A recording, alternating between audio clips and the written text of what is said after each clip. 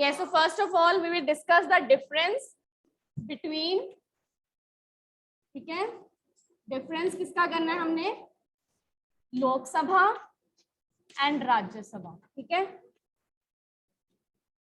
हाँ जी, शब्द first, Rajya Sabha is the representative of states and it is the representative of people, ठीक है। तो फर्स्ट पॉइंट हमारा ये हो गया। Second,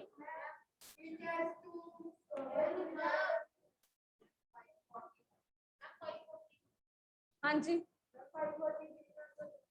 540 total members. वैसे तो 550 इसके हो सकते हैं, 250 इसके हो सकते हैं, ठीक है, लेकिन प्रेजेंट कितने हैं, 545 इसके हैं एंड 245 राज्यसभा के हैं।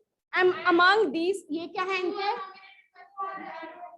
मेंबर्स, एंड नॉमिनेटेड जो इसमें है, so nominated in Lok Sabha there are 2 members and in Rajya Sabha there are 12 members, ठीक है।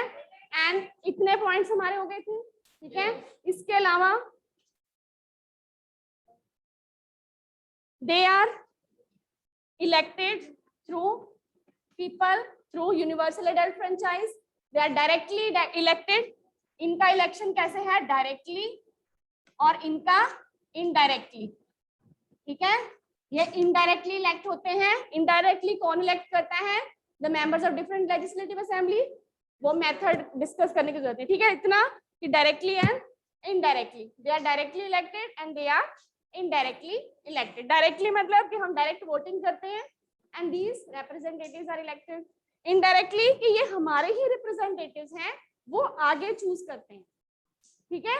चूज हम ही कर रहे हैं, लेकिन इनको डायरेक्टली कर रहे हैं, इनको इनडायरेक्टली कर रहे हैं। क्लियर? Yes, next point. हाँ जी, और इसमें चूज कर रहे हैं वोटर्स और इसमें मेंबर्स ऑफ लेजिस्लेटिव असेंबली, ठीक है, वो आप इसमें ऐड कर सकते हो। इसमें हेड कौन होता है, लोकसभा का हेड, यस। इसमें head of Lok Sabha is speaker और इसमें वाइस प्रेसिडेंट। अगर दोनों की ज्वाइंट मीटिंग हो तो उसको प्रेसिडेंट हेड करता है, लीड करता है, ठीक है। इसका वाइस प्रेसिडेंट हेड हो गया, इसका स्पीकर। हाँ जी बेटा,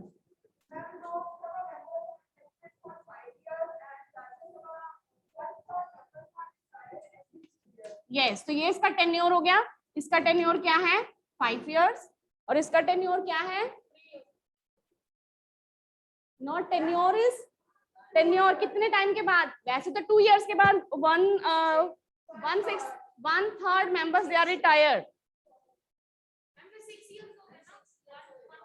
यस, दे आर, उनका टाइम टेन्योर 6 years है, टेन्योर इनका 6 years है, और आफ्टर एवरी 2 years, ठीक है, मेंबर्स जो है वो सम, आप इतना लिख सकते हो कि 2 years some members are retired, इतना भी लिख सकते हो, ठीक है। देन और इसमें डिफरेंस, क्योंकि इसमें काफी पॉइंट्स हो जाएंगे ना, तो आपके पास ये ऑप्शंस है, क्योंकि अगर ज्यादा से ज्यादा 5 marks का आएगा तो आपके पास पॉइंट्स बहुत सारे हो जाएंगे। यस, इसके बाद यस, ये क्या है, ये lower house, Lok Sabha lower house है और राज्यसभा अपर हाउस है। अब इसको अपर हाउस क्यों कहते हैं, ये अपर हाउस भी है, ये परमानेंट हाउस भी है। नो, लोकसभा को लोअर हाउस हम क्यों कहते हैं, क्योंकि ये परमानेंट नहीं है। After 5 years it is dissolve, 5 साल के बाद डिसॉल्व हो जाती है, लेकिन ये हमेशा रहती है, इट इज परमानेंट बॉडी, तो इसलिए इसको अपर हाउस कहते हैं। यहाँ क्योंकि लोअर हाउस है, ठीक है, वैसे पावरफुल यही है, इट इज मोर पावरफुल। अगर हम कहेंगे कि फाइनेंशियल बिल्स वगैरह तो वो यहीं पे पास होते हैं, it is more powerful than Rajya Sabha, ठीक है, it has less powers. Rajya Sabha के पास आप लिख सकती हो कि इट हैज लेस पावर्स। तो इतनी ज्यादा डिटेल देने की जरूरत नहीं है, ठीक है। आप इतना लिख सकते हो, it has more powerful and it is less powerful in the case of financial bills, ठीक है। वो तो दोनों में पास होने की जरूरत है। तो in case of financial bill आप लिखोगे सर, ठीक है। सिर्फ in case of financial bill it has more powers and Rajya Sabha has less powers. Clear? तो इतने पॉइंट्स बहुत हैं। उसके बाद ये हो गया हमारा डिफरेंस जो पिछले टॉपिक में से रहता था। तो now the next topic that is understanding laws, ठीक है। यस, इसमें से कोई डाउट एनीवन?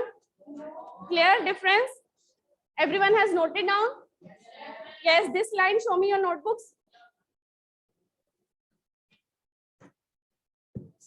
ओके, यस बच्चे, सो नाउ नेक्स्ट जो हमारा टॉपिक है इसको हम इरेज कर लेते हैं पहले। This is the fourth topic, ठीक है। This is fourth topic of civics. So understanding laws. In previous topic we have discussed the main function of the parliament is also to make laws, ठीक है। And parliament, and in the first topic we have discussed our constitution is supreme and there is rule of law in our country, ठीक है। What is constitution? Where all the laws are written and there is rule of law in our country, ठीक है। हमारे country में क्या है? Laws का rule है, ठीक है। सो अब इन लॉज के बारे में कि do laws are apply to all, ये जो लॉज हैं ये सबके ऊपर अप्लाई करते हैं, कैसे अप्लाई करते हैं या कैसे नहीं अप्लाई करते, ठीक है। तो सबसे पहले कि to whom these laws are applicable, तो ये लॉज जो हैं वो एप्लीकेबल किसके ऊपर हैं? On every citizen of India, ठीक है। So these laws are applicable on every citizen without any discrimination. Every citizen is equal before law. ये स्टेटमेंट भी आपको याद होनी चाहिए अच्छी तरह से कि every citizen is equal before law, कि लॉ के सामने हर एक सिटीजन क्या है? इक्वल है। And law does not discriminate between, ठीक है, every citizen equal before law and then no discrimination, no discrimination on various basis, जो हम बार बार डिस्कस करते हैं वो सारे points. No discrimination on the basis of caste, colour, creed, religion etcetera, ठीक है। कैसे? लोअर कास्ट के क्लियर समझ नहीं आ रही, अब क्या कहना चाहते हैं? लोअर कास्ट के बारे में उनको ज्यादा फैसिलिटी मिली है, वो तो उसकी हम बात करेंगे रिजर्वेशन, उनके लिए रिजर्वेशन है और वो रिजर्वेशन भी इक्वालिटी के बेस पे ही है, ठीक है। अगर हम लोअर का या हमने बोल दिया कि नो डिस्क्रिमिनेशन होगा और हमने साथ ही साथ हमारे कॉन्स्टिट्यूशन में कुछ रिजर्वेशन की फैसिलिटी भी की गई है, ठीक है। इससे पहले बैन ऑन अनटचेबिलिटी भी हमने किया। तो रिजर्वेशन, ये क्या सारी चीजें, ये स्टेप्स क्यों लिए गए गवर्नमेंट ने? ये भी इक्वालिटी देने के लिए लिए गए ताकि उन लोगों के साथ डिस्क्रिमिनेशन ना हो, because these people they have been the victim of discrimination for 100 of years। तो काफी टाइम तक उनके साथ डिस्क्रिमिनेशन हो रहा था। तो that is why reservation is there, so that if anybody discriminates then he will be punished by the law. So that is why this provision has been made. Clear? कि अगर कोई डिस्क्रिमिनेशन करता है तो उसको पनिशमेंट मिलेगी ताकि उनको इक्वालिटी मिले। क्लियर? तो ये रिजर्वेशन जो है एवरी टाइम 10 साल के लिए एक्सटेंड हो जाती है, ठीक है। तो जब तक गवर्नमेंट को ये नहीं लगता कि now equality has been established properly, तब तक ये रिजर्वेशन कंटिन्यू रहेगी, ठीक है। इन केस रिजर्वेशन उसके बाद अगर गवर्नमेंट को लगेगा कि now there is no need of reservation, तब ये लॉ जो है वो फिनिश भी हो सकता है, ठीक है। रिजर्वेशन हटाई भी जा सकती है। ये चीज क्लियर होगी कि everyone is equal, there will be no discrimination. उसके बाद अगर कोई क्राइम करता है, if there is any crime, जैसे एग्जांपल था आपकी बुक में एक स्टार्टिंग में, है ना, कि एक मिनिस्टर का बेटा क्राइम करता है और उसको छुपाने की कोशिश करता है, ठीक है। So and if any crime is made, then specific punishment will be given, specific process will be followed, whether that person is rich, poor, or if he is having any higher post, ठीक है। whether he is president or an ordinary citizen, he is equal before law and same punishment will be given for the crime committed by a person, ठीक है. So if there is any crime तो same punishment will be given to everyone. So it means everyone is equal. Discrimination will not be given made while giving punishment also. Punishment देने के time पे भी कोई discrimination नहीं किया जाएगा कि ये प्रेसिडेंट है तो इसको पनिशमेंट कम दी जाए या ये ऑर्डिनरी सिटीजन है तो इसको पनिशमेंट ज्यादा दी जाए. ठीक है. सो इट मीन्स कि everyone laws is applicable to every citizen equally. उसके बाद हमारे कंट्री में हम कहते हैं कि there is rule of law in India. तो वो तो हमारी सोसाइटी है. हमारी सोसाइटी है डिस्क्रिमिनेशन जो कानून के सामने नहीं आया, it has been proved in court. जो चीज कोर्ट में प्रूव नहीं हुई है तो it means that is has not be done. तो प्रूव होना जरूरी है. सो रूल ऑफ लॉ हमारे कंट्री में क्या है? There is rule of law. When this rule of law has been established, हमारे कंट्री में रूल ऑफ लॉ एस्टैब्लिश कब हुआ था? ठीक है. तो इसके रिगार्डिंग कि उससे पहले भी लॉज थे. लॉज तो उससे पहले भी थे. ये नहीं कि हमारे कंट्री में जब हमारा कंट्री इंडिपेंडेंट हुआ उससे पहले लॉज ही नहीं थे. उससे पहले भी थे. और जब ब्रिटिशर्स यहाँ पे नहीं आए थे उससे पहले भी थे. ठीक है. तो laws have been there. British colonialist थे लेकिन उनका रूल कैसा था? आर्बिट्ररी. ठीक है. तो इसलिए जो हिस्टोरियंस हैं वो ये बात को एक्सेप्ट नहीं करते कि ब्रिटिशर्स ने यहाँ पे रूल ऑफ लॉ एस्टैब्लिश किया था, क्योंकि रूल ऑफ लॉ तो उनके टाइम पीरियड में भी था. ठीक है. जैसे उन्होंने सेडिशन एक्ट बनाया था. ठीक है. Sedition act of 1870, Rowlatt act of 1919, ये एक्ट उन्होंने पास किए थे. तो it means they were arbitrary law. They were discriminating between the peoples. Only Indian citizens were being arrested. Britishers तो arrest नहीं हो रहे थे ना. So these laws were arbitrary. So इसलिए historians also refuse or refute this claim that this law has been established by Britishers. तो Britishers के द्वारा तो ये बिल्कुल भी, चाहे हम कह सकते कि उनके टाइम में उन्होंने यहाँ पे काफी लॉज पास किए.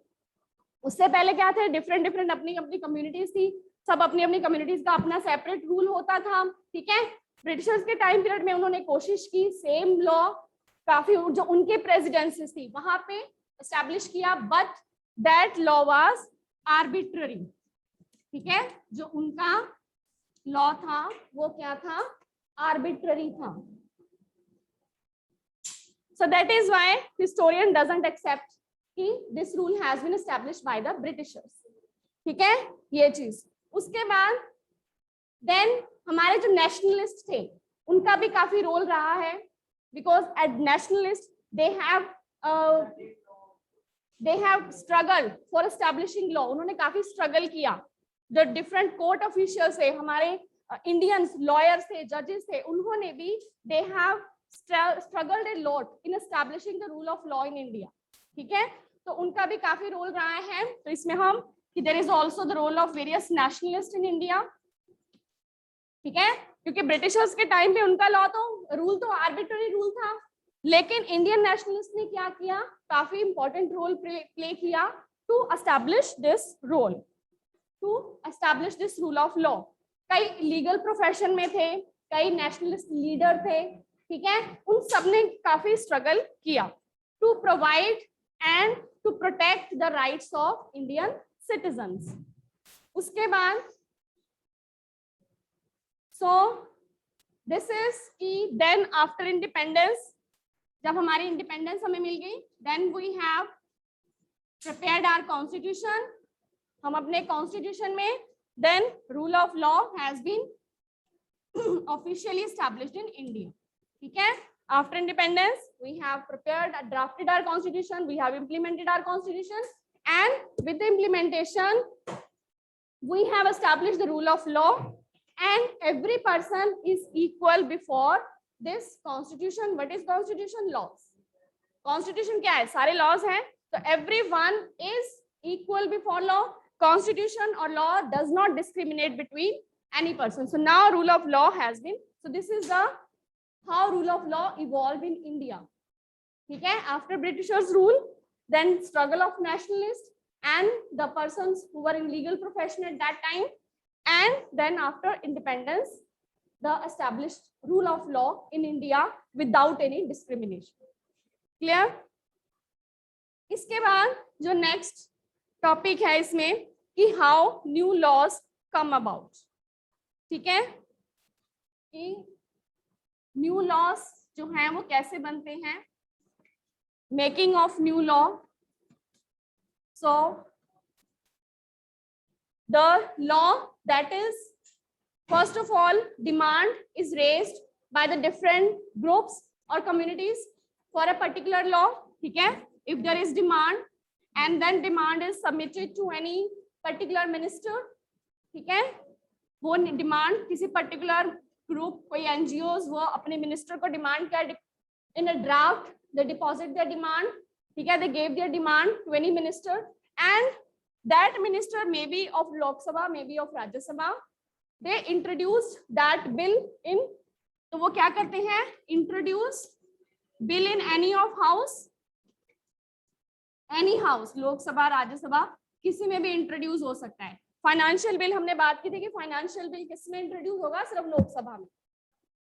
अदरवाइज कोई भी बिल है जैसे बजट से रिलेटेड जो है वो लोकसभा में, और वो कौन प्रेजेंट करेगा, सिर्फ प्राइम मिनिस्टर और कैबिनेट मिनिस्टर, वो कोई और मिनिस्टर प्रेजेंट नहीं करता. बाकी any ordinary law that can be introduced in any of the house by any of the minister. ठीक है, then there is proper discussion on that topic. Sometimes it is also sent to parliamentary committees for detailed discussion on each and every column. ठीक है, then parliamentary committee submits its suggestions. The parliamentary committees हैं, parliamentary committees उनको भी ये भेजा जाता है. parliamentary committees क्या देती हैं, अपनी suggestions देती हैं, and then that bill is again discussed in house and voting is done. And after voting, if the bill is passed by both houses, अगर वोटिंग के बाद, हाँ जी बेटा, different parliamentary committees give their suggestions. Bill is also sent to different parliamentary committees that investigate each and every topic in detail and also give suggestions if there is any. अगर कोई वो suggestion देना चाहते हैं तो they can. ठीक है, वो suggestions देते हैं. Then voting is done in both houses. So if the bill is passed by both houses, then ठीक है, then it becomes law. Voting is done. If bill is passed, हाँ जी, then bill becomes law. Yes, after the assent signed by president of bill. After the assent of president, ठीक है, it goes to the president. He signs. President sign कर देता है, and then that bill becomes law. ठीक है, नहीं, president sign करने के बाद, वोटिंग के बाद प्रेसिडेंट के पास जाता है. ठीक है, then bill becomes law.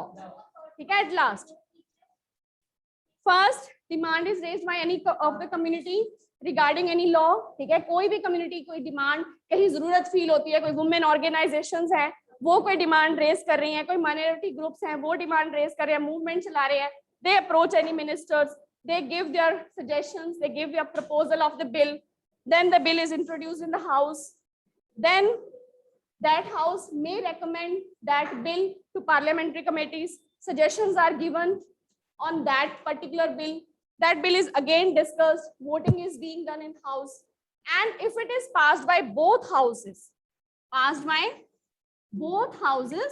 then it is sent to president for his assent, for his approval. Then if president signs, then bill becomes law. पहले क्या था bill, बाद में क्या बन गया law. ठीक है, so this is the making of new law, but sometimes the laws that has been passed by parliament, they become controversial also. ठीक है, कई बार क्या होता है कि कुछ laws जो ये पास करती हैं, so sometimes law becomes unpopular. कुछ laws क्या बन जाते हैं, अनपॉपुलर या कंट्रोवर्शियल. अनपॉपुलर या controversial. So then if any law that is not approved by the people, ठीक है, that is constitution ने तो पास कर दिया है, ठीक है, constitutionally it is valid, but that law become unacceptable to people. People are not ready to accept that law. So that law becomes unpopular. Okay? So people may criticize that bill. People may stand against that bill. So then they hold public meetings. They express their criticism in media. Okay? Through different types of newspapers, media, television. They express their criticism or non-acceptance of the bill.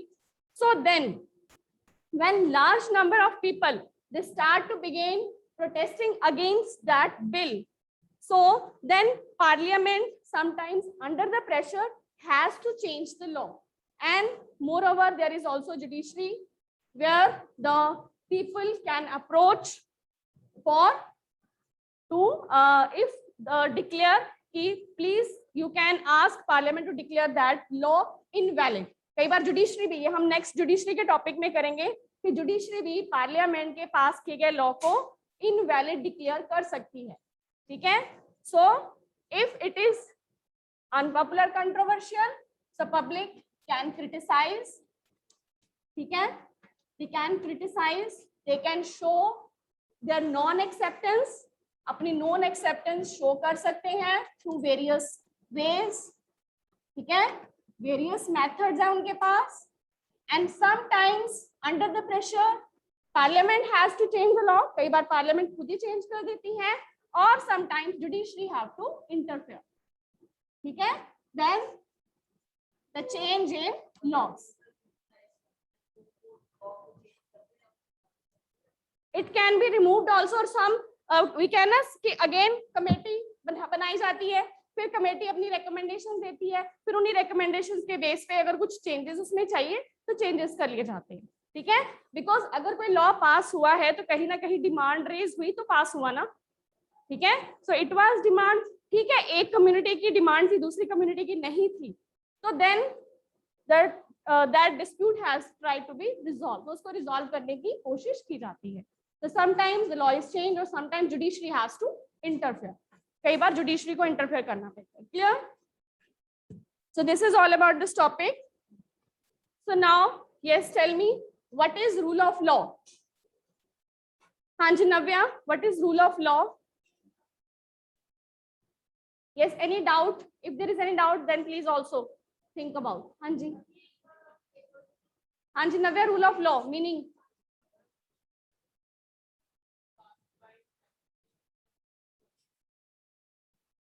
What do you mean by rule of law? अगर हम बात करते हैं कि rule of law हमने बोला है, तो रूल ऑफ लॉ का मीनिंग क्या है? ठीक है. यस.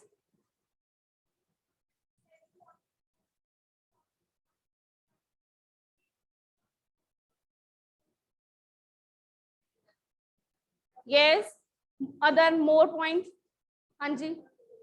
रूल ऑफ लॉ, अगर हम कहते हैं कि रूल ऑफ लॉ, तो this is also rule of law. इसको भी हम रूल ऑफ लॉ में लिख सकते हैं कि रूल ऑफ लॉ का मतलब क्या है कि लॉ सबसे ऊपर है. Law is supreme. लॉ सबसे ऊपर है. No one is above law. कोई लॉ से ऊपर नहीं है. Everyone is equal before law. No discrimination. ये सारे पॉइंट हम उसमें लिखेंगे. दिस इज कि how it has been established, कि रूल ऑफ लॉ एस्टैब्लिश कैसे हुआ इन इंडिया. क्लियर? ये है कि रूल ऑफ लॉ का मीनिंग क्या है, रूल ऑफ लॉ एस्टैब्लिश कैसे हुआ, one law comes into existence, और if there is any unpopular law then what is the provision, और what parliament can do if any law becomes unpopular. Clear? So this are अब now clear कि what is rule of law. So what is rule of law?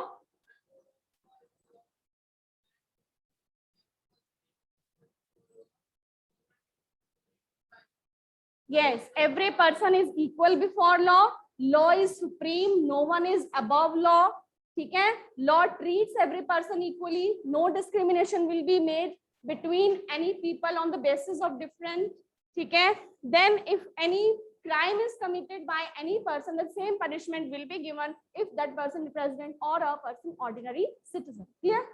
ठीक है. So now, yes. So why historians refuse the claim that Britishers, they have introduced the rule of law in India. Yes, Rudransh. Why historians refuse this claim? Historians ये चीज refuse क्यों करते हैं कि Britishers they have introduced the rule of law in India? Rule of law हमने देख लिया कि rule of law क्या कहता है. Rule of law how established in India. Now why historians they are refusing कि Britishers have established, they have started the rule of law in India? Why?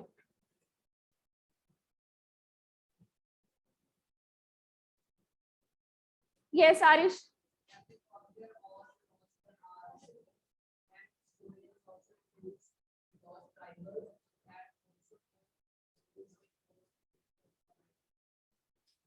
First, कि Britishers law was arbitrary. It was not equal for everyone. ठीक है, arbitrary का मतलब होता है कि जो सबके लिए इक्वल नहीं है, किसी के लिए कुछ है, किसी अपनी मर्जी है उनकी. ब्रिटिशर्स की अपनी मर्जी है वो किसके ऊपर कैसे लॉ अप्लाई कर रहे हैं. तो दैट लॉ वाज आर्बिट्ररी. एक तो ये उनका क्लेम है कि they are refusing. Second, any other? हाँ जी.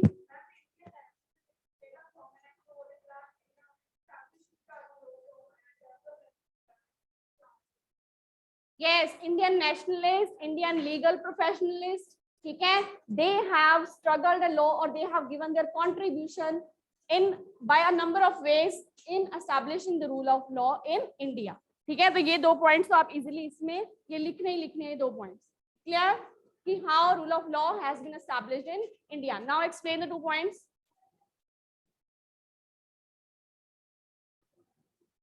हाँ जी,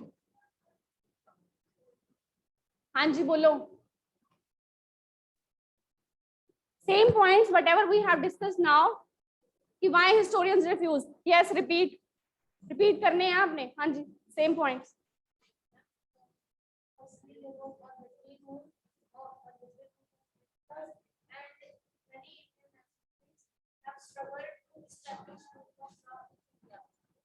Clear? Now repeat, Rudransh.